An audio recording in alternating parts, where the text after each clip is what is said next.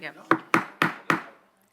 Good afternoon, everyone. I want to call to order the Knox County Commission's Rules Committee for Monday, April 28th. To my left is Haley Evans with the clerk's office, and to my right is Deputy Law Director, Mr. Mike Moyers. Madam Clerk, will you call the roll? Commissioner Rawls. Present. Commissioner Durrett. Here. Commissioner Lee. Here. Commissioner Fox. Here. Commissioner Frazier. Present. 5 members are present. Thank you, ma'am. Are there any amendments or additions to the agenda? Seeing none, moving on. Approval of minutes from the previous meeting. Do I have a motion to approve? So moved. I have a motion by Commissioner Durrett, a second by Commissioner Lee. All in favor? Aye. And the motion passes. Thank you. Public forum, we do not have anyone signed up for public forum. Discussion and consideration of any late additions. We didn't have any late additions. I appreciate that from the body. Thank you. So we're moving on. Moving on to item number 6, discussion and consideration of amending the elections process in Rule 1, Board of Commissioners, Section M, Elections or Appointment. Commissioner Fox, the floor is yours. Thank you, Madam Chair. Well, the reason I drafted this is we were in a strange limbo when we were trying to appoint commissioners to boards when we had more volunteers than we had slots. And so I was trying to find a way to clarify, well, and to do it quickly too, because I think if we had tried to follow there were a couple problems with the procedures that we had in place. Number one of the problems was, I think it would tend towards the first people who, it's kind of like a race to the courthouse in legal terms. The first people nominated would be the ones actually elected onto the board. So you have this kind of like, I want to be nominated first because that means I'll get elected first, or I'll get elected and I won't get left out. And then there was another procedure we did where it resulted in basically everybody nominating themselves. So we had all these kind of strange outcomes because something presented itself that we never dealt with before, and that was we had more volunteers for boards than slots. So what I tried to develop here was a protocol that would allow people to vote for basically their slate of nominees, and that would get it done quickly. There wouldn't be rounds of voting. It would be one round of vote. Everybody who wanted to be nominated would be nominated, and then the commissioners who desire, or then everyone would vote on this, who they desired to be in that slot. The votes would be tallied up, and then there would be an announcement made. So that's the basis for this, and I'm certainly open to suggestions about changing the language. And I don't think this is something that we have to get done today either, because it's going to be a while before we have to face this issue again. But I at least wanted to get something that we could start considering. Thank you, Commissioner Fox. I appreciate the work that you've done on this, because we did state we probably need to clarify this process just a little bit, which I do have a clarifying question for you, and it is intent. Was this the intention to, as you said, address reorganization and not commission boards and committees, but the actual reorganization meeting of commission? Yes, that's correct. Okay. Yes. Then we may be better served if this is included under Rule 6, miscellaneous H, under the reorganization section of the rules. And I will defer to Mr. Moyers or Jill to respond to that. Well, that's what I was going to ask too, is if this was just aimed at reorganization. We have a section that deals with the reorganization specifically. And if that's what this is aimed at, and not going to be a procedure we apply to things like Board of Zoning Appeals or other boards that are represented by district, then it might be better put under that rule than under the general appointment section. Okay. Just a suggestion. That's fine. I agree. Yeah. Commissioners, does anyone else have any questions or comments for Commissioner Fox, or just some discussion in general?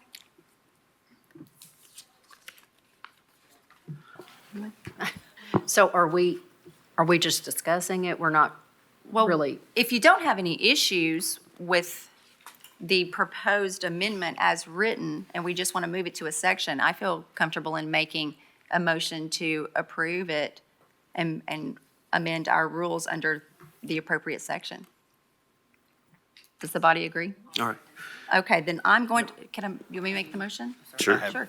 I would like to make the motion to approve the proposed amendments to section, or Rule 6 miscellaneous H, reorganization meeting order of procedure, as presented by Commissioner Fox.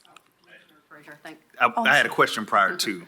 Oh, I'm so sorry, Commissioner Rawls. Let me No, get a second. Really quick. Could we postpone so I could have some time to look over it? That, I will leave it up to the body. If you I'm would like. Because I happy. haven't- I'm happy with that. We got plenty of time to deal with yeah. this. Let's Okay. deal with it. Let's Okay. make sure everybody has a due opportunity to look at it and understand it. Okay, Thank you. I will withdraw my motion then.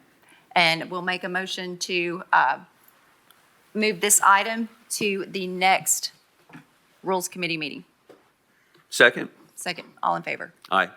Motion passes. We will revisit this at our next meeting. All right, thank you, everyone. Now, moving on to agenda item number 7, discussion and consideration of amending Rule 5, Committees and Boards, Section S, Commissioners not serving on committees with family members. This is presented by Commissioner Durrett and Commissioner Hill. Ladies, either one, if you would like to begin the discussion, tell us a little bit about why you're bringing this to the body. Thank you, Chair Frazier. Commissioner Hill and I are bringing this just to ensure that there is not even a viewpoint of any kind of conflict of interest within commission.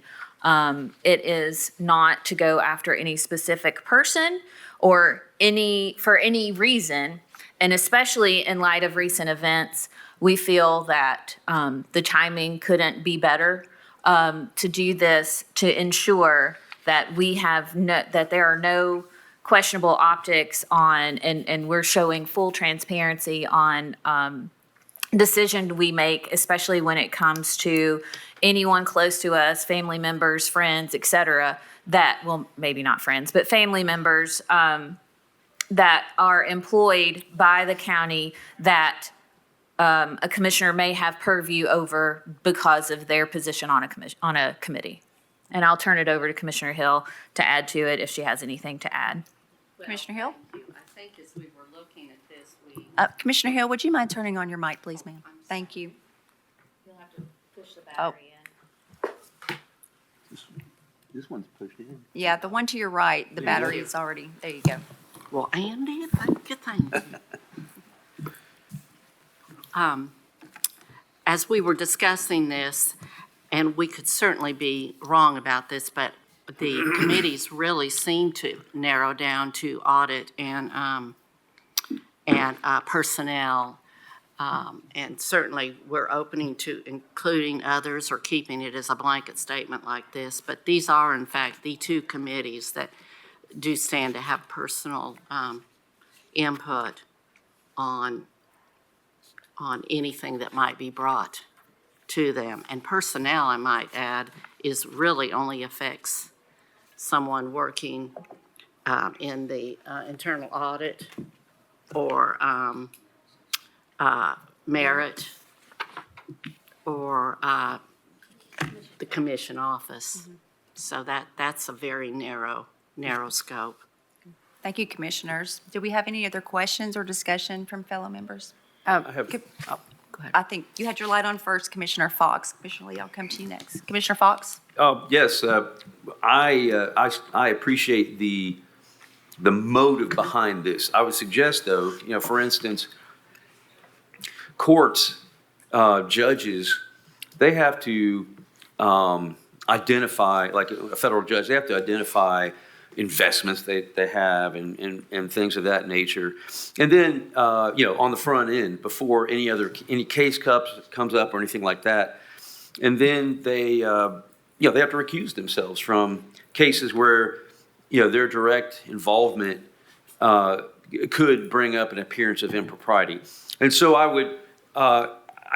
would suggest, this would be my friendly amendment, I suppose, that we narrow the scope of this First of all, I think we ought to, when we get elected, we ought to be required to identify all family members that may be serving in Knox County government, number one. And then number two, if you are involved in a committee that touches upon that person's employment, one of these people that you've identified, then you have to recuse yourself. And that way, it's very quantified that way, instead of just completely excluding somebody that may be able to bring a lot of talent to these two committees. I'm certainly not one that goes on there. I chose the legal route, not the math route. So, but I think that way somebody can participate in a committee and they can be excluded from any appearance of impropriety, but continue to be involved in a committee for whom their talents are attuned, I guess I would say, yeah. So that's my comment. Okay. And you know, I'd like to offer an amendment, but I want to wait to hear discussion first before. Sure. Yeah. Thank you, Commissioner Fox. Commissioner Lee?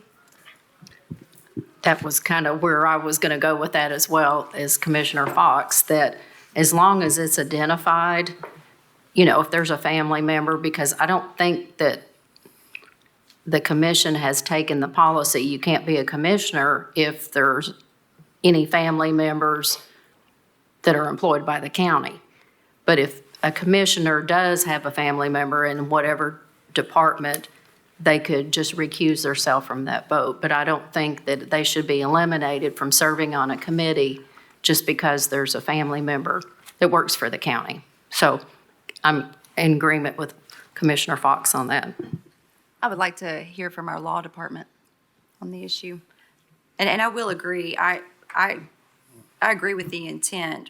Right now, more than ever, I think, you know, we are under scrutiny and we owe it to the public to be as transparent as possible. And one thing that we very much try to do is that if there's any perceived conflict of interest, that we address that. And to protect commissioners as well. I like the intent of protecting our commissioners for potential scrutiny or perceived. It's that word perceived that is very gray, I know, but that is how the world operates. It is perceived. It's perception. Did you have a question for me? I would just like for you to speak to Well, I mean, it's, you guys are free to make whatever rules you wish. We have an ethics policy that talks about conflicts of interest. I don't know that it covers this particular question. If you wish to make this a rule, there's nothing illegal about it. There are different standards. Judges are held to higher standards than attorneys. It used to be perception of conflicts was a legal issue for lawyers. Now it's for judges, but not lawyers anymore. But yeah, this would appear to me to be something that would further transparency. But I mean, from a legal point of view, which is the only point of view I can speak to, I don't think having a commissioner serving in this capacity is illegal. Whether it's wise or not, that's more a question for you guys, and that's not really for me to say. So No. that's as much as I've got to say on the matter. Thank you. Do we have any more discussion? Yes. Yes, ma'am. Oh, Oh, yes, I will. ladies first. Go ahead. Commissioner Russell. Yes, given, I like to, I'm never planned to be in politics, so I'm pretty much a very straightforward person. I don't think anyone in the room has any question as to who this particular rule is related to, and it is myself. I'm the only person other than Gina who has family members who work for Knox County that I'm aware of at the point. But I would like to point out that this commission has allowed Richie Beeler, who was on commission and worked for Knox County, to serve on the audit committee. I replaced Richie. Prior to him, it was Randy Smith. Randy Smith, who also worked for Knox County. So there is a long history of people, and who's more biased toward, are you more biased toward your family, your kids? I mean, sometimes I don't even talk to them because, we're having a little tiff or something. Who are you going to be more biased to, yourself or to your family member? You're going to be more biased to yourself, and that has never been brought into question. And this amendment is not being brought up by the audit committee. I actually asked Zach Fullerton, may he step forward and ask him some Yes, questions? I'll acknowledge Zach. Zach, if you'll come to the podium and state your name and address for the record, please.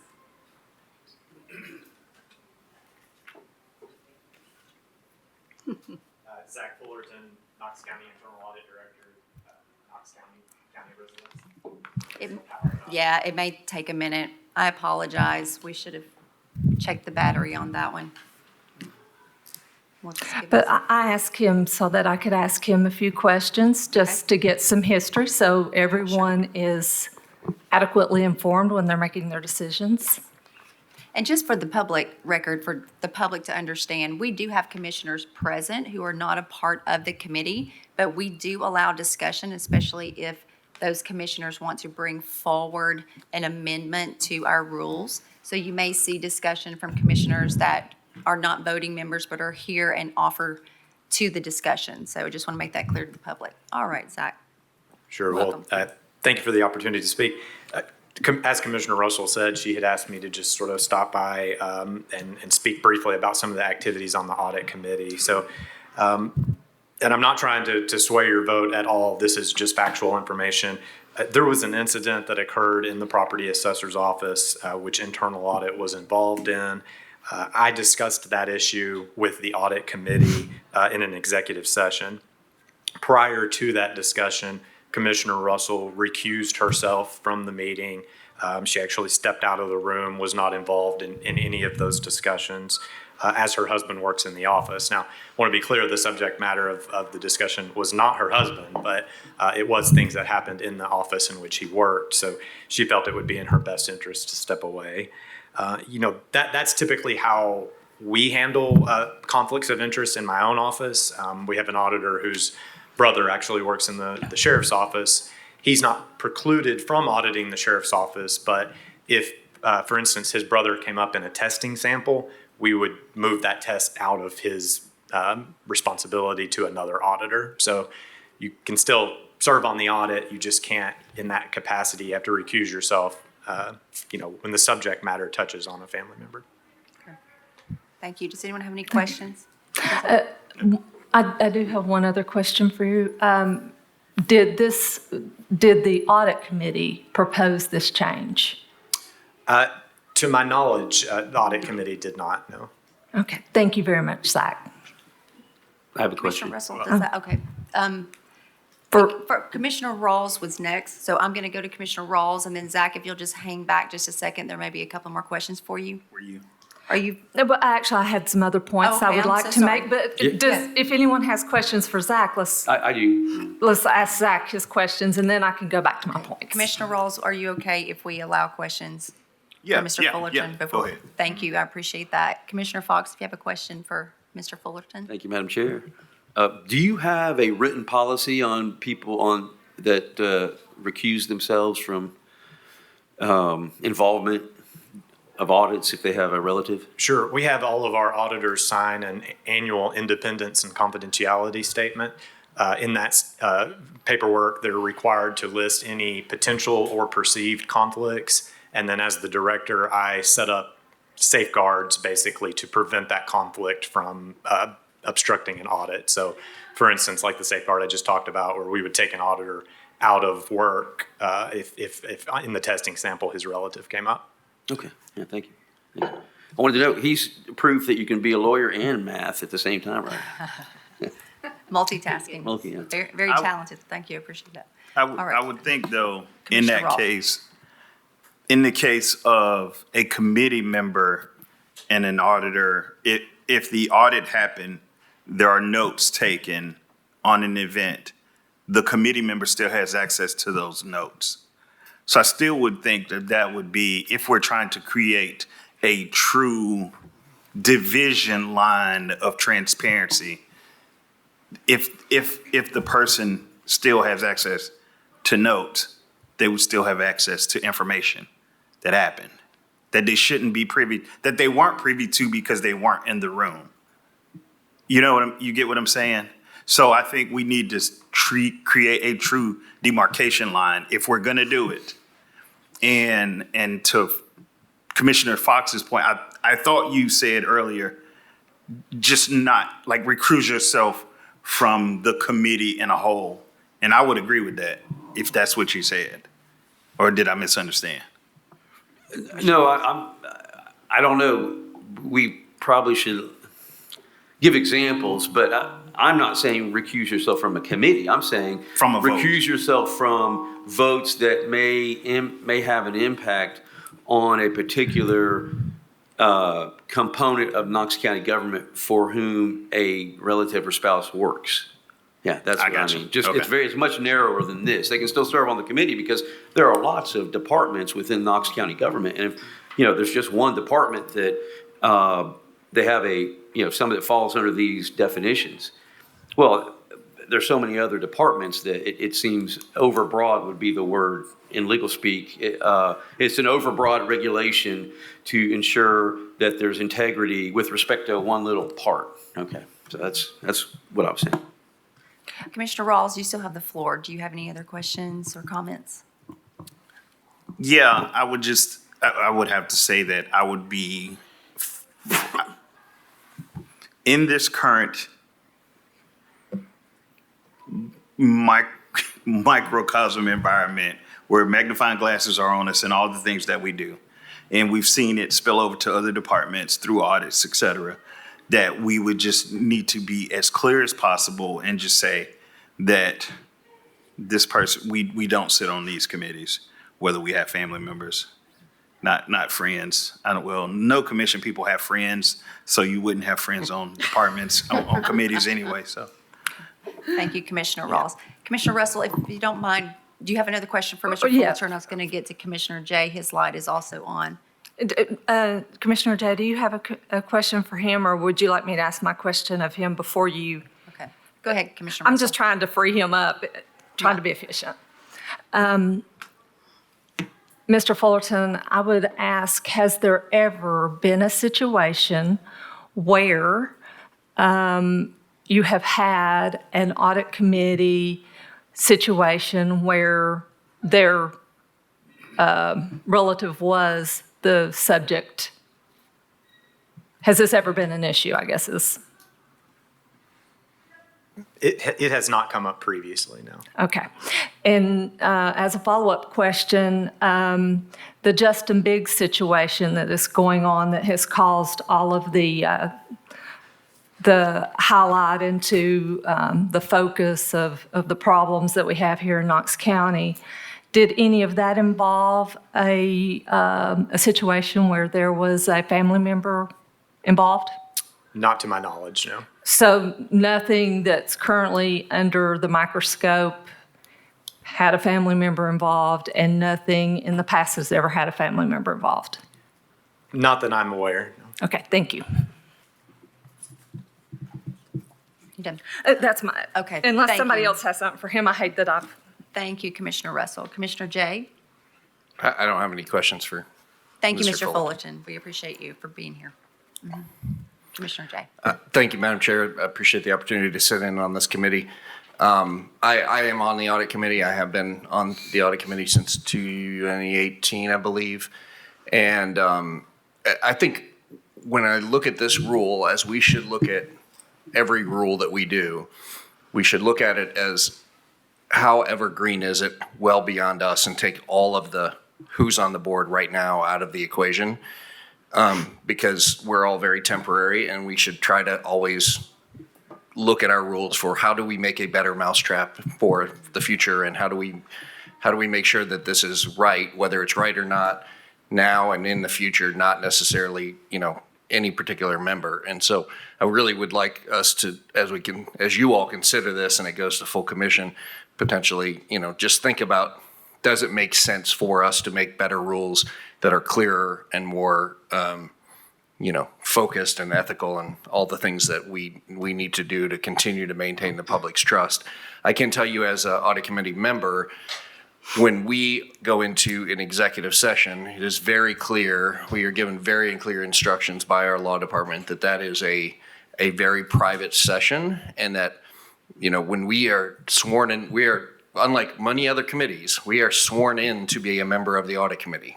Like we also are sworn into the retirement committee, retirement board. And these are different oaths that we take and different pledges that we make to, uphold the rules of that committee and the laws governing them. And it's a little bit higher level of engagement, and that includes the confidentiality of reports like Mr. Fullerton was talking about.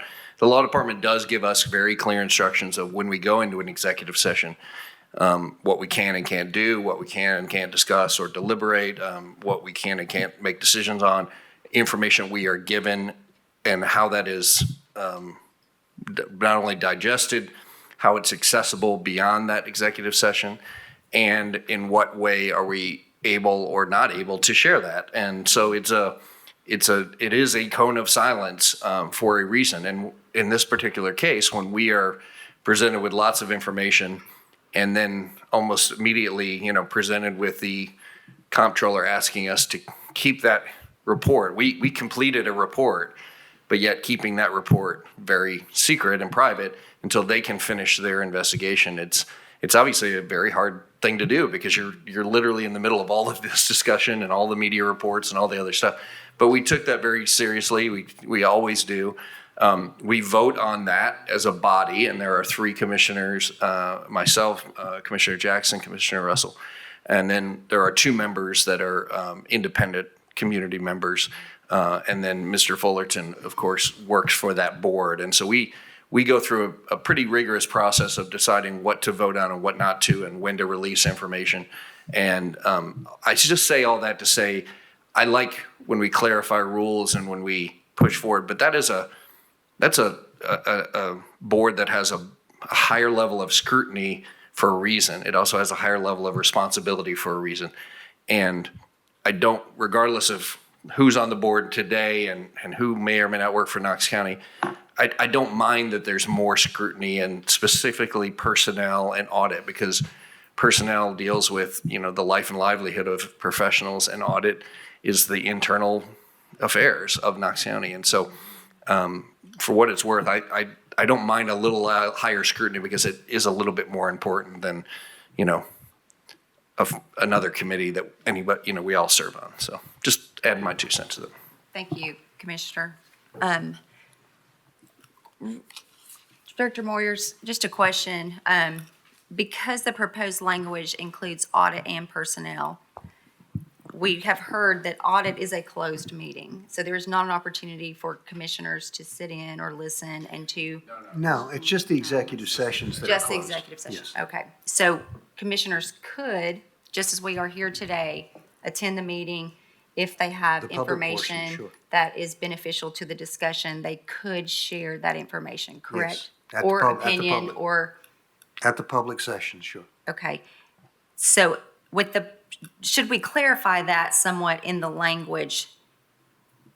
I'm just concerned about, with the Personnel Committee, we can have others attending and doing very much like we are here. Yeah, the Personnel Committee does not have the executive sessions that the Audit Committee has. The Audit Committee deals with much more sensitive information, generally speaking, than the Personnel Committee does. So you can do with it what you like. If I can go back to the sponsors, just for some clarification about inclusion of the Personnel Committee. Oh, yes, certainly. Thank you. Thank you, Madam Chair. The comment was made that this did not come from the Audit Committee, and that's absolutely correct. It did not come from the Audit Committee, and if that impression was ever given, I certainly apologize. It came from the Personnel Committee, of which I chair. So this conversation came up. Since this is, I believe, our second year of Personnel Committee, really beginning to dig through exactly what personnel was about, who they had oversight for, and specific roles. And it was through that conversation that it came up as far as Personnel Committee go. You know, who do we actually have oversight for? And we named, you know, the ones that I had already mentioned earlier. And then that did bloom into conversations of other committees. I can assure you there is nothing personal in this at all.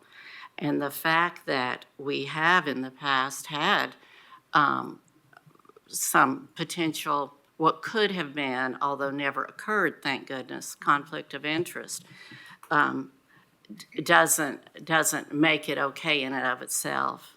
Because I do think at this point in time, we're at the highest level of scrutiny that we've ever been.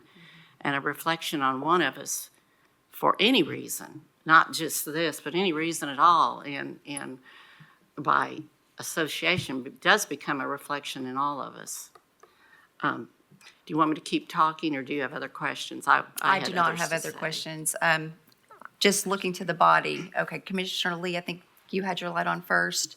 Thank you, Commissioner Hill, for responding. I appreciate that. Commissioner Lee? I have several comments. First of all, the personnel, it's my understanding, we're just over the law library, not the personnel of Knox County. No, we're actually No, over, that's incorrect. there, yeah, it does oversee other areas of Knox County government. What other areas? It oversees the bodies that directly report to the county commission, which would be merit council, Audit. audit, right? And we've added the governmental library because we had to have some place to put it because of the lack of oversight over it. It's a very limited subset. It doesn't have any authority over sheriff's department, law department, any of the general departments of government. There were just a handful, the commission office, just a handful of employees in the county that don't answer to anyone else. And so the personnel committee was basically created to provide oversight to those entities. And I think the law library was one of the first things that kind of prompted Yeah. this. I would like to say, since I've been on the commission, we're all elected by the people in Knox County. This is the second time this commission has tried to exclude commissioners from serving. I don't think that is pure. I don't think that is. I think that, I wonder how many commissioners or anyone else is going to get a retirement from Knox County. Are they going to be excluded from the retirement board? So, I mean, sometimes we have people that want to volunteer for a committee. Sometimes this time, we had a lot of people that wanted to. We had new commissioners that wanted to serve. But when we've had a reorganization where it was like, who will do this? We're begging somebody. But to have a commissioner who wants to take their time to serve on another committee, and it's time. You're spending time. And I think if you're willing to recuse yourself from something that would directly, a family member could benefit from it, to just for all appearances say, I won't vote on this. I see no reason to exclude any commissioner from a committee. I just don't think that that's what, as a body we're elected to do, should exclude another person who's elected. And I think there's a way to take those precautions to avoid any appearance of impropriety, for the public to say, this person recused herself. If a judge can do it, a lawyer can do it, in companies can do it, if they think they're on a board, a CEO, and they said, oh, this could benefit my family that works in such and such. Why is a body of elected 11 commissioners going to say, because your family member works there, we don't trust you? So I think that any commissioner, if they have a family member on it, should be able to serve on that committee, but just recuse themselves if there's a vote. That's all. Thank you, Commissioner Lee. Commissioner Russell, you had a final comment? Yes, ma'am. Thank you. I would like to point out that my daughter works for the retirement board, and I specifically actually was asked if I would like to be on that board, and I specifically declined that because I felt like that might appear to be a conflict of interest. I felt like that was too close.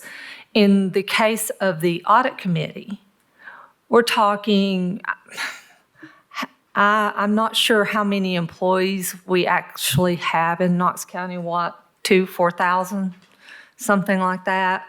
We have multiple departments. The Department of Education is 70% of our budget.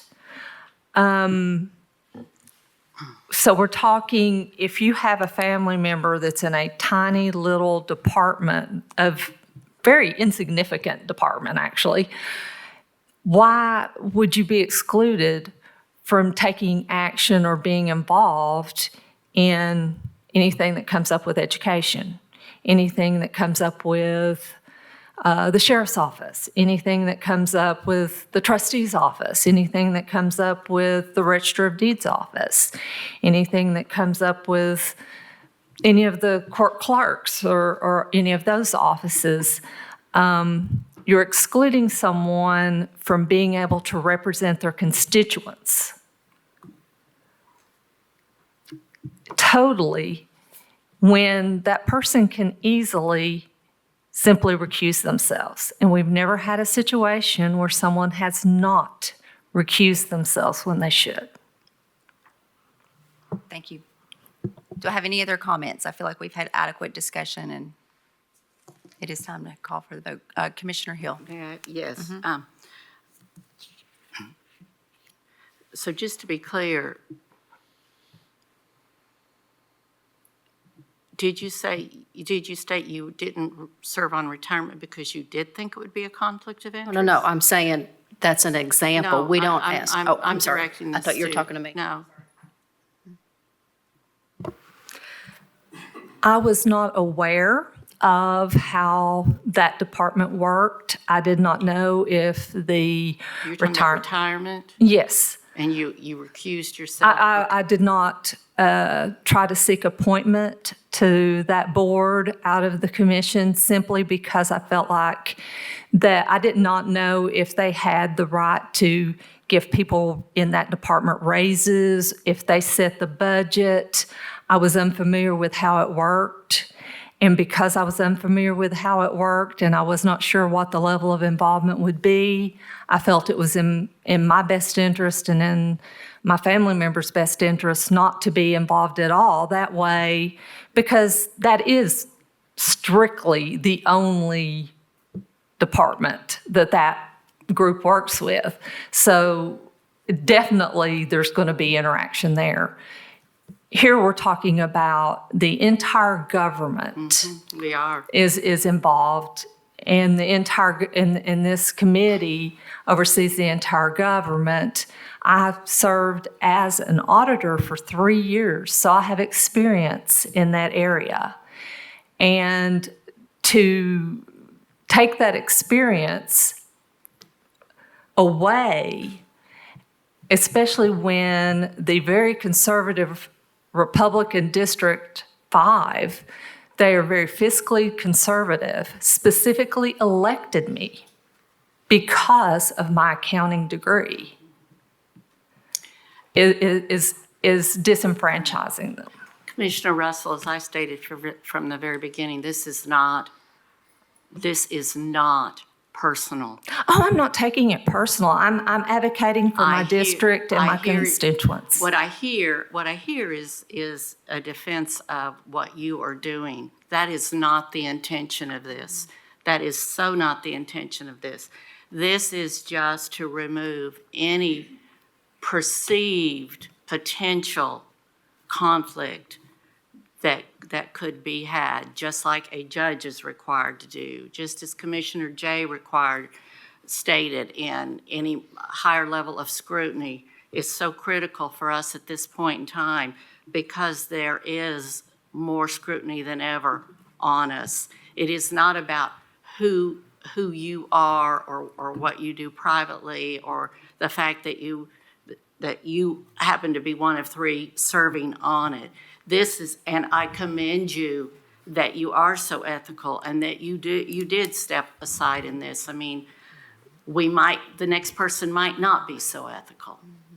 I am just attempting to be as tight as we can on any perceptions that would lead anyone in the public to think that there was something less than totally transparent and ethical going on. That is the total purpose of this.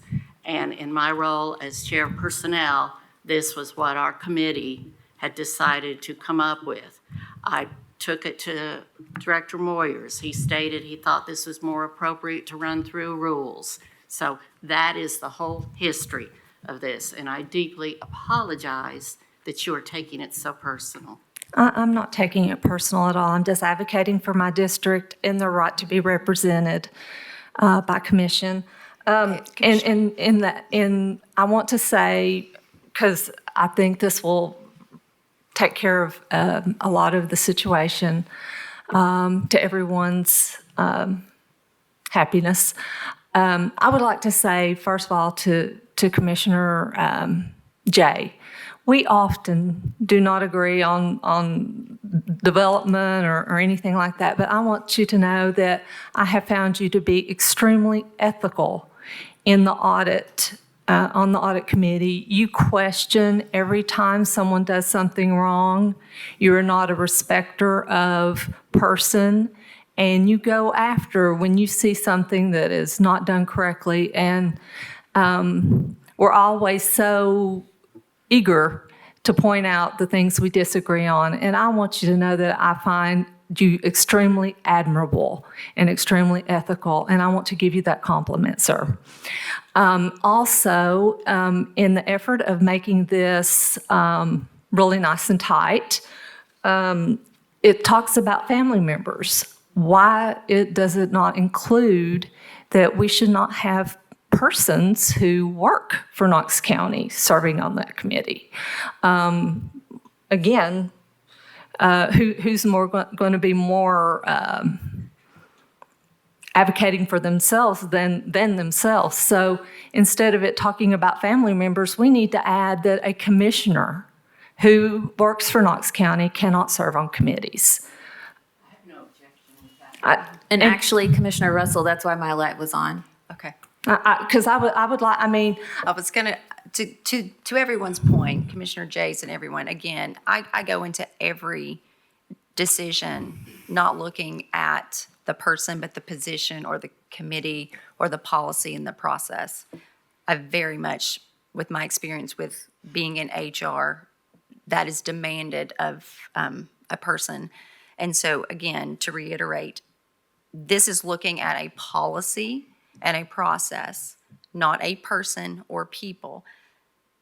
And yes, we owe it to the public, especially right now, to do our very best to eliminate any perceived conflict of interest.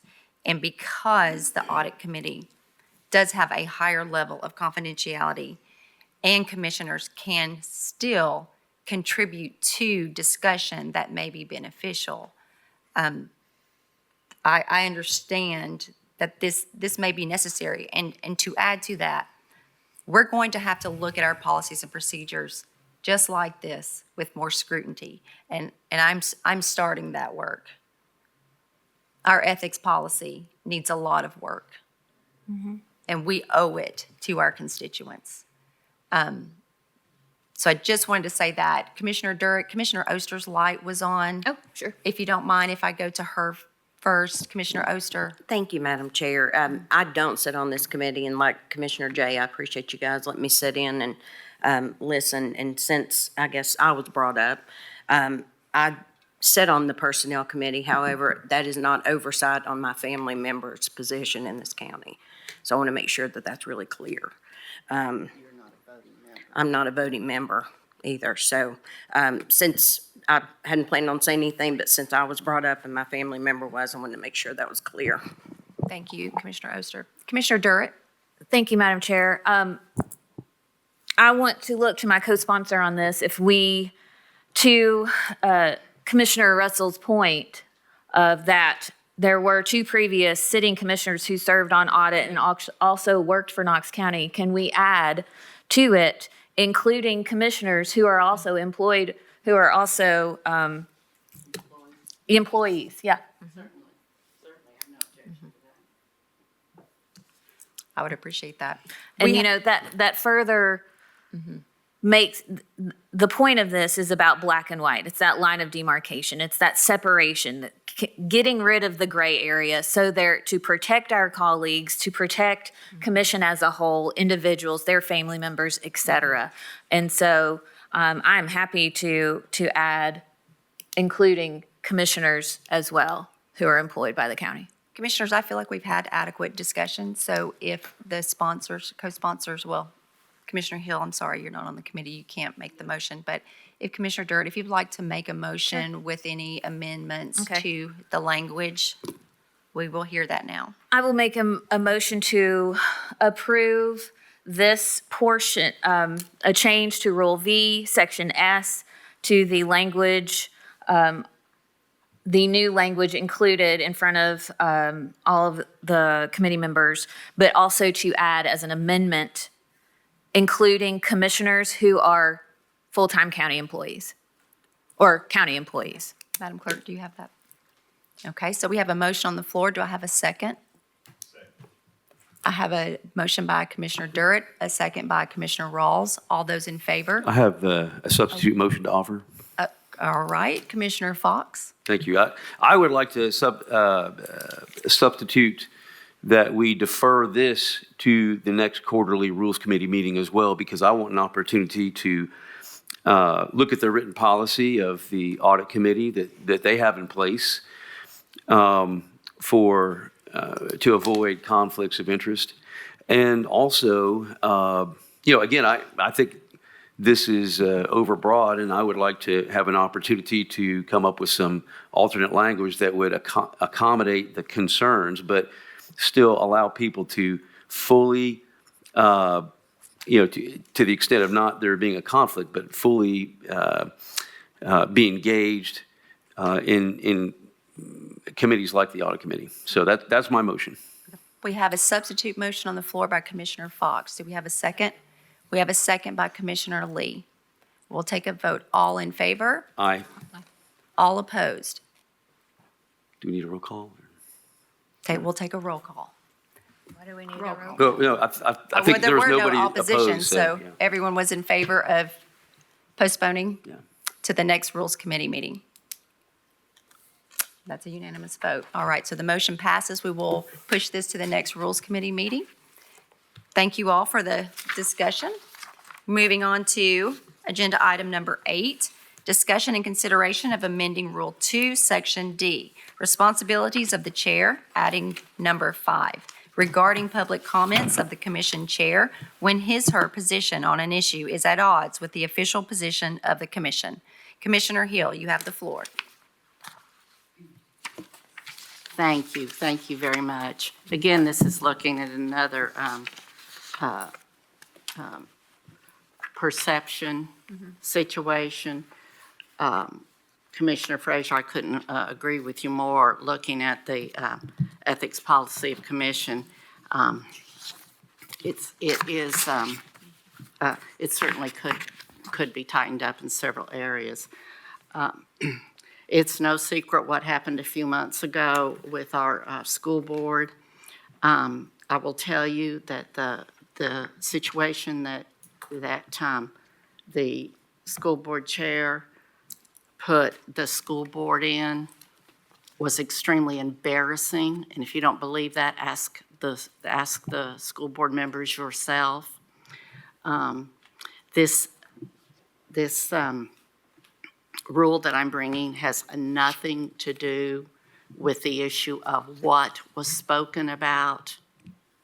It has to do with your responsibility as the privilege of being elected as a chairman or woman of commission. it's privilege enough that we all are elected by our constituents to be able to serve.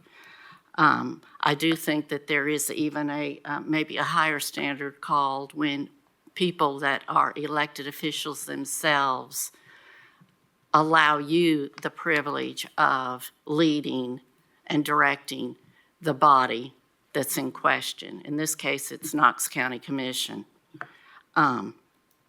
I understand we have no preview over school board. They're going to do what they're going to do. But I want to do everything I can to ensure that our commission never stands to be embarrassed the way that our school board was. This has to do with whoever happens to be the elected chairman of the board speaking out publicly in opposition after having been introduced as that position in a subject matter that body, that we the commissioners have voted on to either support or deny having the chairperson speak publicly, been identified as the chair, against a position that collectively the commission has voted on. I'm not talking about still in discussion. I'm not talking about any of that. This in no way infringes on anything like free speech. That person is still certainly free to say what they want, but they must make the disclaimer that they are not speaking as the chairperson of this body.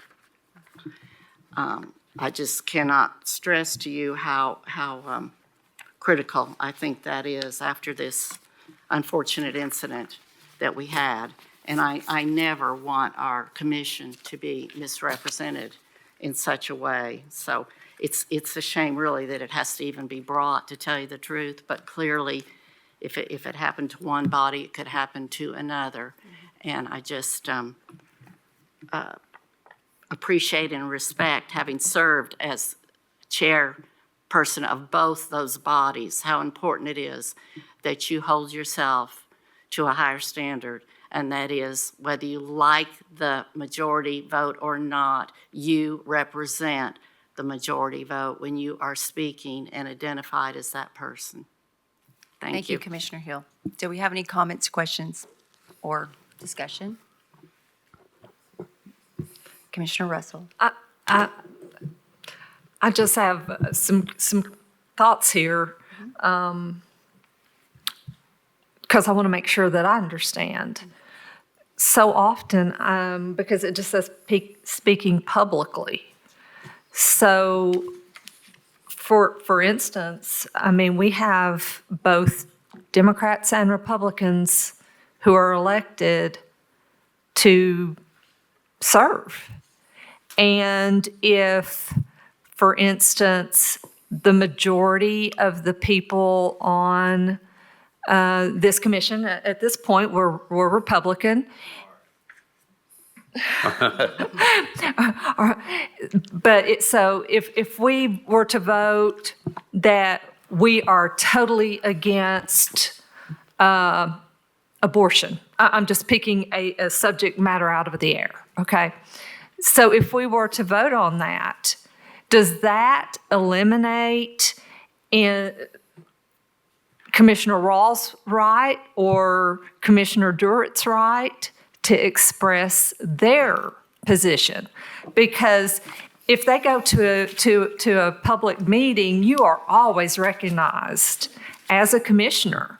And so if you are at your church, and let's say your church is pro-abortion, and you're at your church and they ask you to be a guest speaker, and you go up and you give your personal point of view on a particular matter, and you've been introduced as a commissioner. Commissioner Russell, I think this is pertaining simply to the chair's views in the position of the chair, which I would go a step further and add vice chair as well. That's just as a comment. Having served as vice chair now, I am very, very cognitive of the difficulty of the public oftentimes being able to differentiate between me as a citizen community member and the office that I hold, particularly being vice chair, at the confidence of my colleagues to serve in that capacity. And so I'm always very intentional and very careful. And so I think this is pertaining just to the chair. And I think there's some very, very good relevance in this. Commissioner Fox, you had some questions or comments? Yes, thank you. I'd like to offer a scenario or two and just get a response to see if I understand what this is trying to get to. If somebody gets called to testify before the state and they say, like if Madam Chair Oster were called to testify before the state over some issue, and they said, please introduce yourself. And she said, I am Commissioner Oster. I'm Commissioner of the 4th District, right? Third.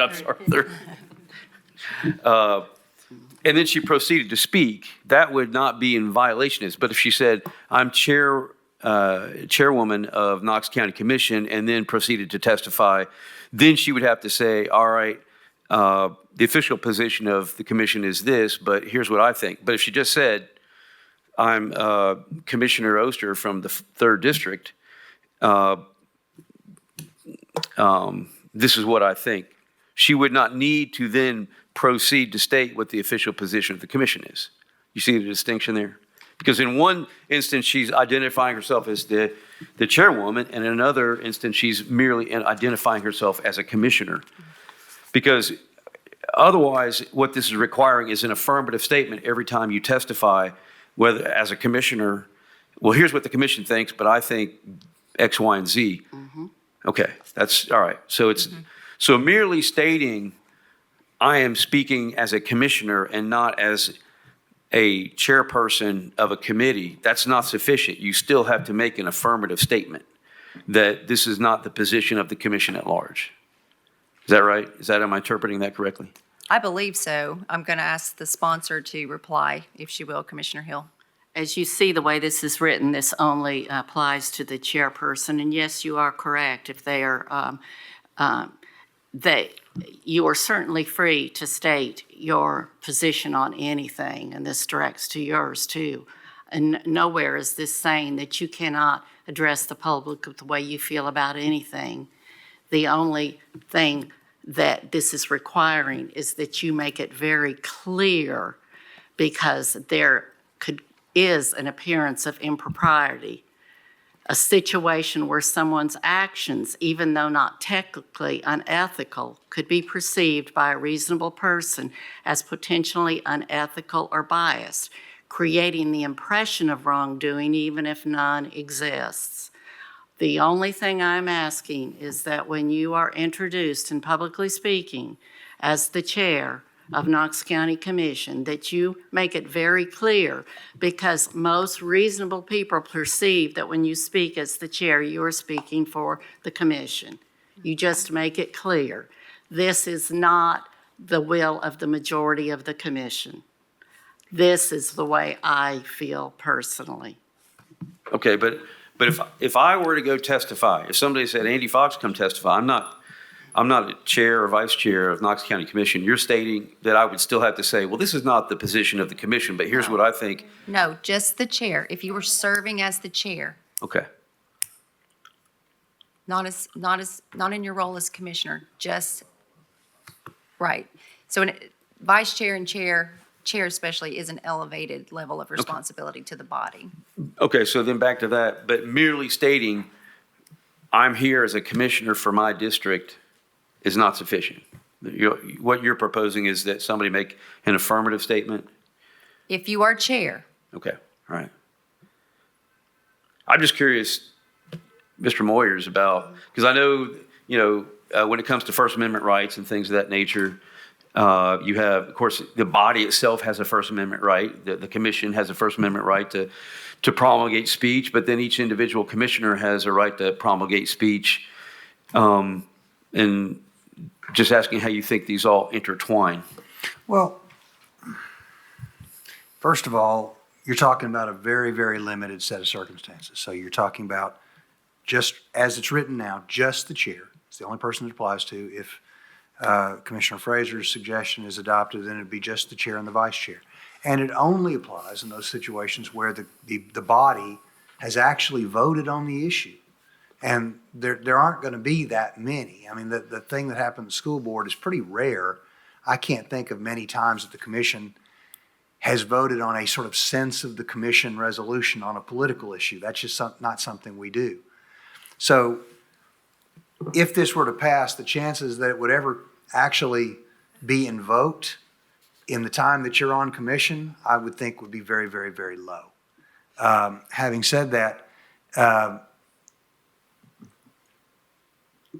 in any context, you may waive what would otherwise be your constitutional rights, as long as you're doing so in a knowledgeable way and you consent to that. That is sort of what we're doing here with this. If the commission adopts this rule, then commissioners would be expected to abide by it. But you've had the opportunity to participate in the discussion and adopt it, vote for it, vote against it, whatever.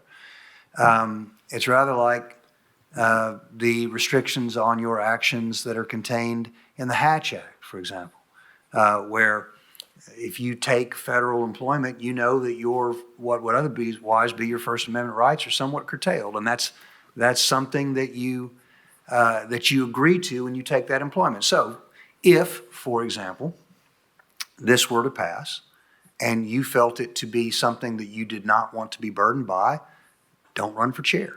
And then you're not going to be bound by it at all. So do I think it's unconstitutional? I think it's what you're sort of asking me. I don't think so. I don't know that anything like this has ever been tested. But I do think that the chances, if this were to pass, that it would ever, that anybody on this body would ever be called to account for it are exceedingly low. I really just, I can't think of a time when anything like this has happened on this body. Okay. And my memory goes back a ways. I'm thinking, and you're going to know what I'm talking about in a second. What about if somebody appears on TV and is interviewed and so forth, but the body has spoken and the body speaks through its minutes. And if that person goes and speaks, I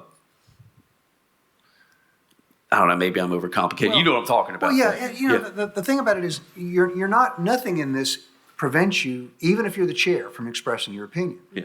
Okay. You're perfectly say, well, the commission took this vote on this, and I have to acknowledge that's the way the commission feels, but I feel differently. I voted against that resolution, and this is what I think. And you can freely express yourself. All this seeks to do, as I understand from Commissioner Hill, is to say that if you're taking a position, when you are speaking publicly, and that maybe could be defined a bit more clearly, but I think what it's aimed at is speaking to a legislative body, speaking to, a Rotary Club or anything else, where your position is in opposition to the expressed through a vote, because that specifically says there, will of the majority, and you want to take a different position, all you have to do is do that disclaimer. The commission voted on this and they felt other way on this issue, but I'm going to tell you why I feel this way.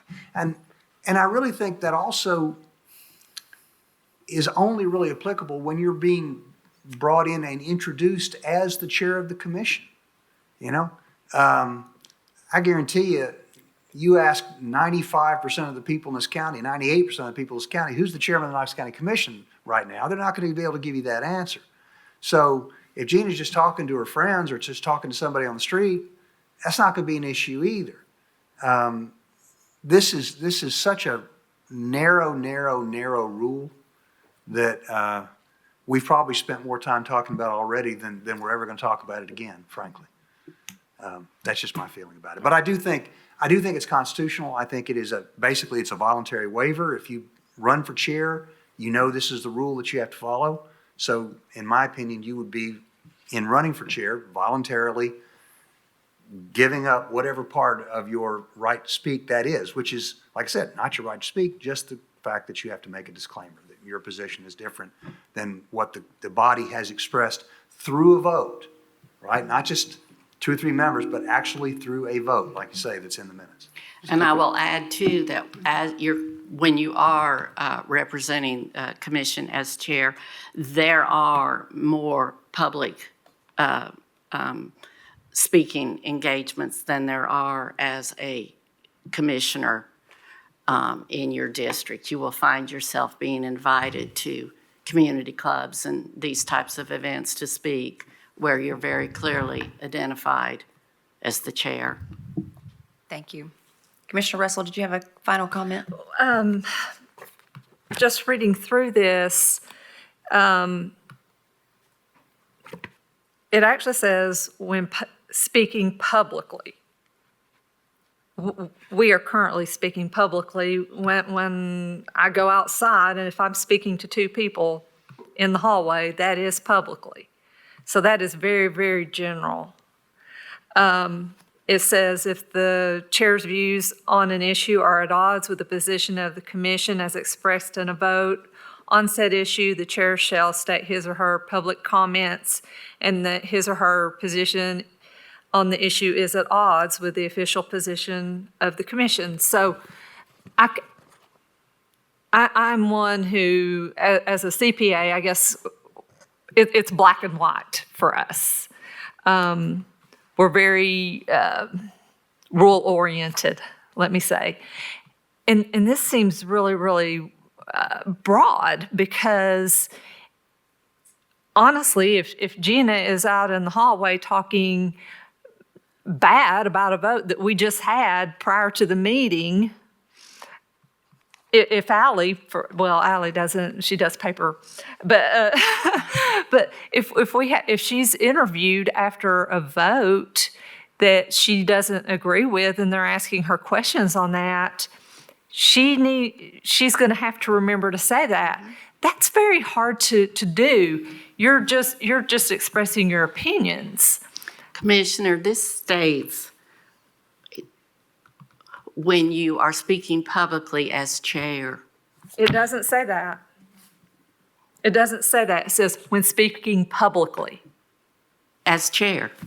It does. It doesn't say as chair. It doesn't say as chair. Yeah, it says if the chair chair, now we shall. could amend it, certainly, just to say. Would you like to have when that speaking added? public as I chair. would, because I could see some instance, I mean, I'm not chair, so this doesn't affect me, but I can see instances where, Gina might be given an interview after a development vote, and maybe she's given her opinion on why it should or should not have gone through, and we voted the other way, and it could be perceived that she's speaking on behalf of the commission, and that would not, I don't want to put anyone in a position where they're just speaking their mind and forget to say something because you're forgetting that. You're forgetting that you were introduced as the chair.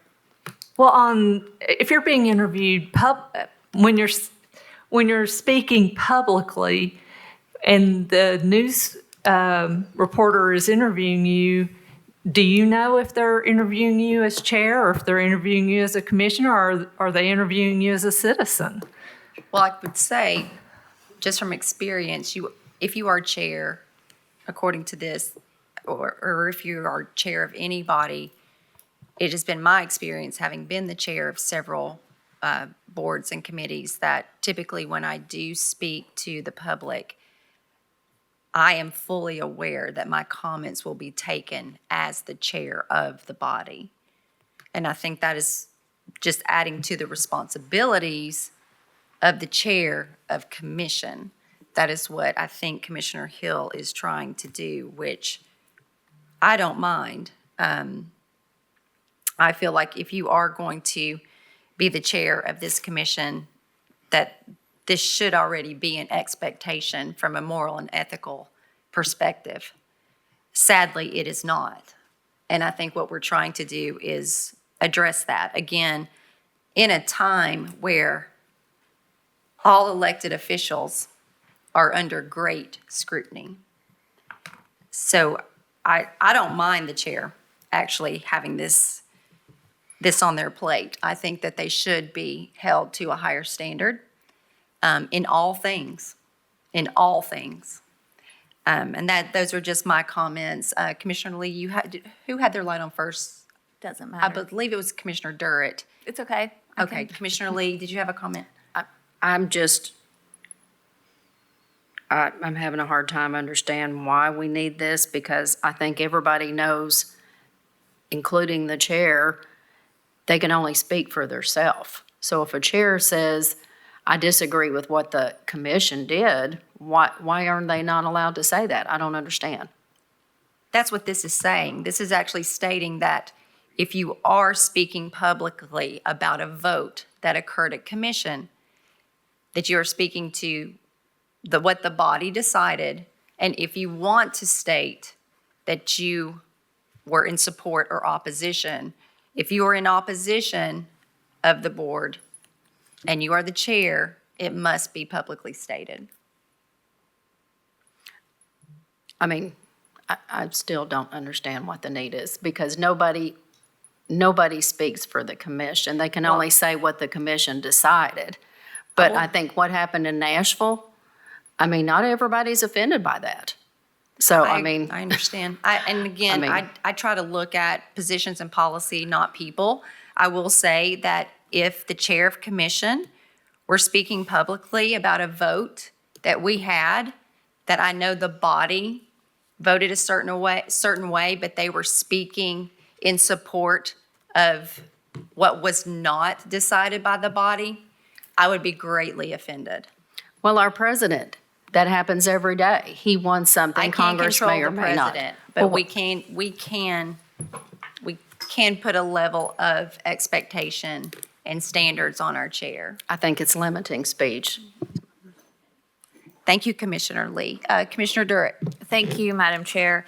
I actually do not think we should add the term as chair to the when speaking publicly quote as chair, because given the example that Commissioner Hill is taking this from, that person was not quote speaking as chair. She was speaking on behalf of her personal convictions, but at the same time was still the chair of the school board in that instance. So I think. She was introduced. She was introduced as chair? Okay. But technically she wasn't speaking publicly as chair. You get my, I do. The perception was. correct. So I think we leave it as is what I'm saying. Okay.